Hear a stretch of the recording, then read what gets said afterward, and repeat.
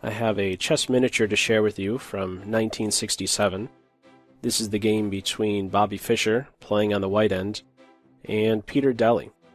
So let's dive in and see what made Team Black throw in the towel after just 17 moves. E4 by Fischer. Sicilian on board. Open Sicilian. What variation? Classical, knight c6.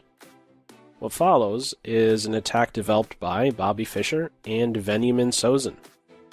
If you're not picturing anything when you hear Fischer-Sozin Attack, let me fill you in. Let me help you out here. The Fischer-Sozin Attack is when white's pieces on the f-file look to influence the weakest square in black's camp, f7. If you don't like that description, here's another. It's when white's king-bishop tries to become a beast. Let's see how. Bishop c4, e6, bishop b3. He's much more secure here. Gets out of the way of a rook attack and, well, much more directly, d5 punch. a6, f4 is not played to control e5. It's to attack this structure and hopefully extend the scope of the king-bishop.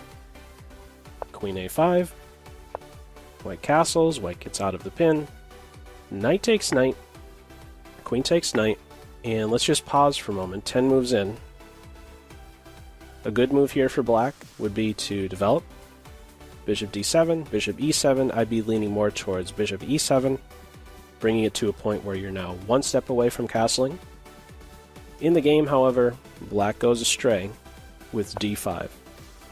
Now on the surface, it must be said, this seems like a pretty good move, because there's a serious threat connected with it. That threat being bishop to c5, winning the queen.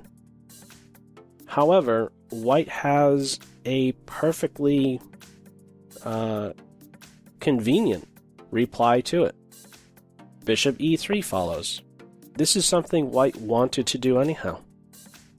And now black all of a sudden is in serious trouble, because the one positive that came with d5 has now been negated. White was not inconvenienced with bishop to e3, and so what remains are just all negatives for black. What are these negatives? Well, d5 is wasting time.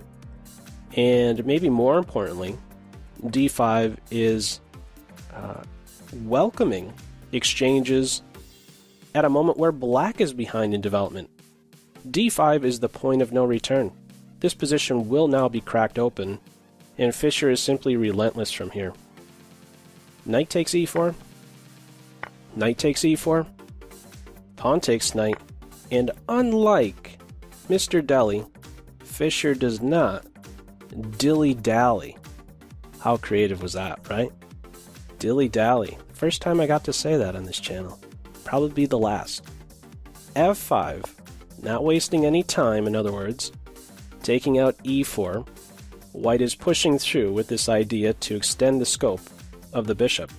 f5 is in, and black, realizing things are getting out of control and that this position is soon to be cracked open, says, can we please get the queens exchanged? With queen to b4, Fischer takes on e6. Taking the queen now would allow pawn takes pawn, and only then the recapture. So, have to keep the material.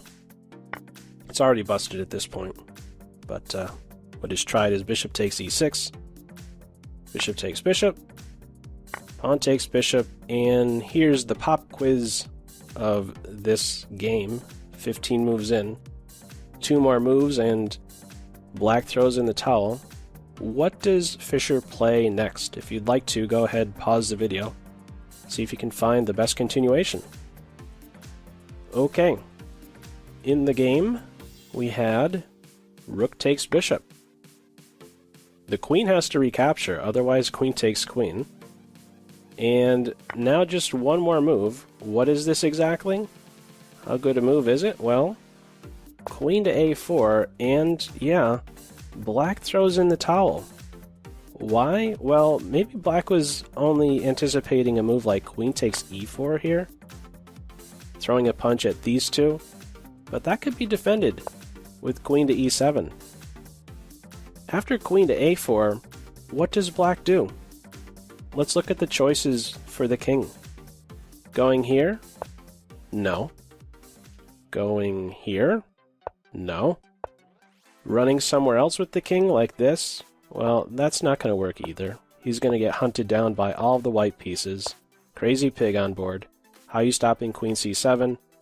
Let's just look at one variation. This is definitely not working. Leading to mate. Any other move? Well, there is one other move, and that is to not move the king. b5.